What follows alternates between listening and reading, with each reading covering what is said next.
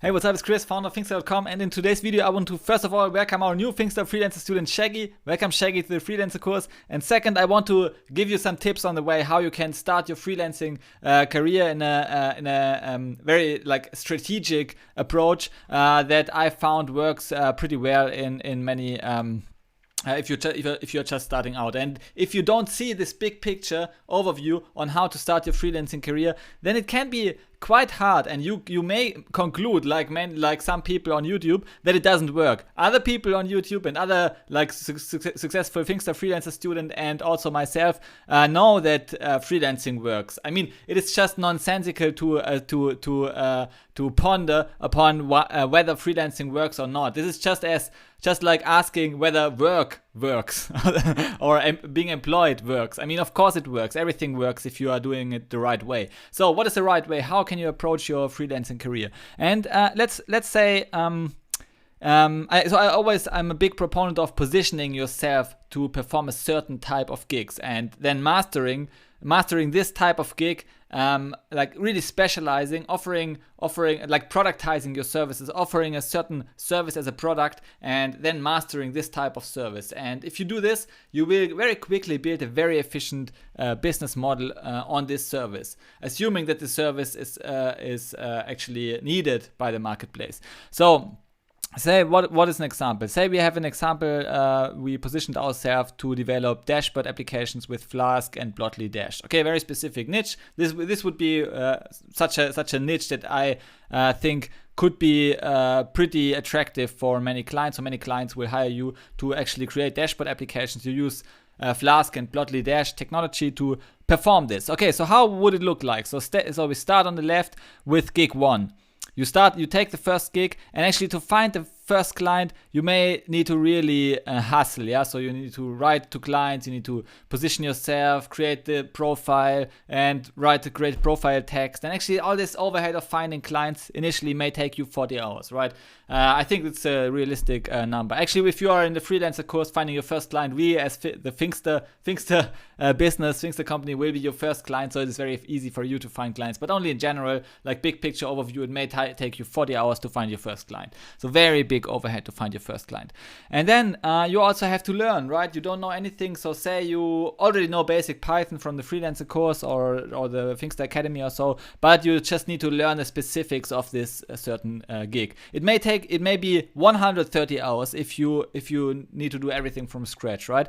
But we assume you know basic Python. You just need to learn the things you need to actually develop your first Flask application. So you need to learn Flask. You need to play with some toy examples, create your first dummy apps, and then you need to learn about Plotly Dash, create your dummy apps, and deploy everything. And you learning and reading takes you 30 hours. So say you read 2 or 3 books about the matter, watch 2 or 3 YouTube videos, each taking 3-4 hours. So then you know something about the type of gig. So you have found your first client, you have acquired the background knowledge to actually deliver the value, to actually develop your first dashboard application. So then after 70 hours of preparation, you start developing on the app. It takes you 20 hours. So say a week worth of work, 20 hours. So I say most people don't work 40 hours in a week. Most people work say 5 hours per day or so on average productive work. So it takes you say a week, 20 hours of work to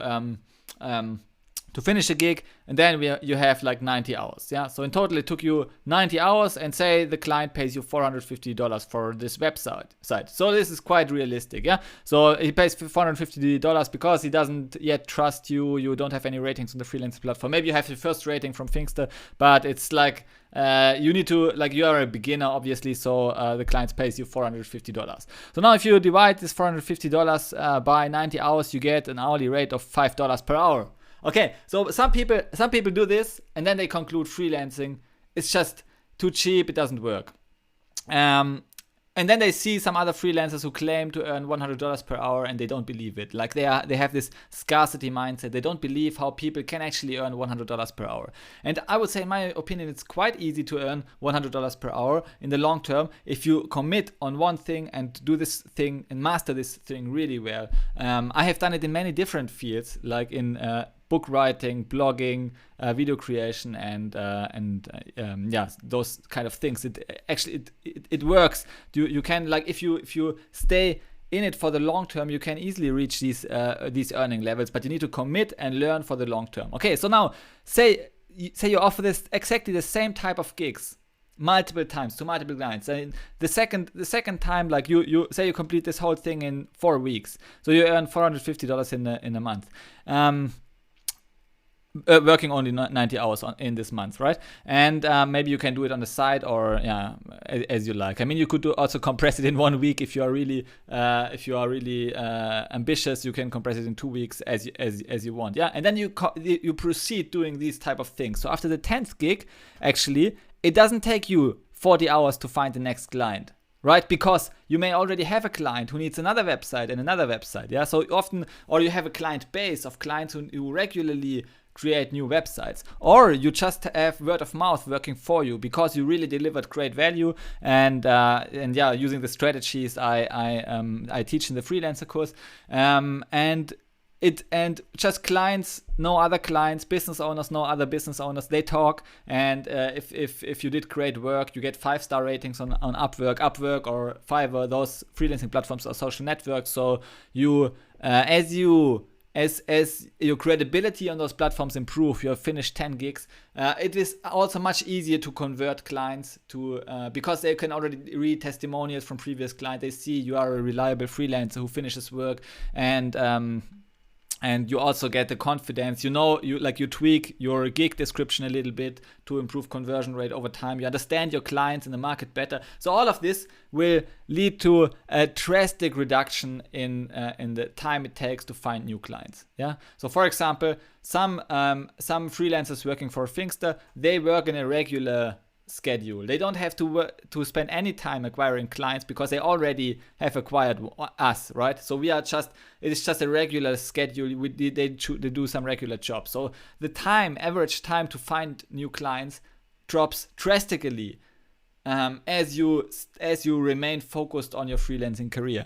And learning also, say you are still very ambitious, you want to improve over time, and learning means sharpening your saw, which means that over time the time it takes for developing will also reduce drastically because you have learned, right? This learning takes really a lot of time, but for your 10th gig, you don't have to watch these introductory tutorials about Flask and Plotly Dash anymore, right? Here you may feel like an imposter because you have learned 30 hours and you don't feel quite confident. But then, like the next 9 gigs, you have also spent like between 20 and 30 hours, gradually reducing the time spent on learning. So you have learned a lot now. You have learned a lot of the material. You have digested all blog posts. You have read in the internet. You have read books. You have watched more and more YouTube tutorials and finished courses on the topic. So you are now really an expert, right? After 10 gigs, like learning 10 times 30 hours, which means 300 hours of learning. This is quite extensive work. So you gradually reduce your time you spend on learning for each subsequent gig. And say after like half a year or a couple of months, say 3 months or 4 months, you have actually you only need for each gig 20 hours to learn, to prepare and learn. And you still need time for developing, right? You take your time, create value because you want to have great testimonials, you want to deliver huge value, so you still take 18 hours to learn. And so if you add it all up, you get 40 hours of work for your 10th gig, and you earn $600 for the gig, right? Because you have already great testimonials, you have positioned yourself, you are a reliable person, you have improved your value offering, so you deliver more value, which means that you also get paid more. So this is like very conservative. Oftentimes you can, for example, double the price as well. You could do $900 per hour, spend a little bit more time acquiring clients if you need to, and then it would be even better, right? And so doing this, right, say after a couple of months, you may earn $15 per hour, right? And then some people would say, it's still not so attractive. It's okay. I like earn $50 per hour, it's much better than minimum wage, right? So, and I do things I love actually, and I do things I'm good at, and I improve over time. I'm still learning. This learning part is investment, right? You're getting paid to learn, and to gaining experience, and to mastering a new field. So this could be quite a satisfying steady state, in my opinion. But you are ambitious, you want to push it further. So what you do? Actually, you just keep doing the same things, and say after 100 gigs, now each gig you can finish gigs faster, right? So 100 may sound like a big number, but remember, you don't spend 90 hours per gig anymore. You don't spend 40 hours per gig anymore, because you drastically reduce your time to learn, because you already know all those things you need, right, for this to finish this certain type of gigs. Of course, if you now always switch the type of gigs you perform for clients, then you need to always spend a lot of time learning. But here you just gradually switch. So you learn only 2 hours for each new gig. You spend only 2 hours learning about the background technology, maybe about the company. Maybe you don't even need to spend 2 hours learning, because you already know everything, right? But say you still like read half a book or a quarter a book for each new gig. So you still keep improving for every gig, and keep improving also means that you deliver more value with less time. This is kind of the definition of improving, of learning. So you need, like, for the same type of gig, you can use templates, for example. You don't need to set up the whole website from scratch for each new website, because you just use the templates from the previous website, and then like tweak and change some things a bit. And you also, like, as you have more and more clients, so the time to acquire new clients drops, so therefore you have more clients, so the demand for your services increases. You also earn like $100 more. It's not a lot more. You could even argue that some people, like, you have doubled again, so you could go from 450 to 900 to 1,800. Absolutely possible for somebody who has actually completed 100 gigs. But let's be conservative here. So you earn only $700 in 7 hours, which means that you have reached your state of earning $100 per hour. And it doesn't stop there. It goes on and on and on. So this improvement goes on, and it is like, this is how people earn premium hourly rates. This is just, I mean, the person who is most committed, most persistent, and most focused wins in the marketplace. And you see it plain and simple, plain and clearly. It is like visualized very clearly here. You see why focus is the number one reason people succeed in business, and why a lack of focus and a lack of persistence is the number one reason why people argue some things don't work and some things are not profitable. Okay, so thanks again, Shaggy, for joining the Freelancer course.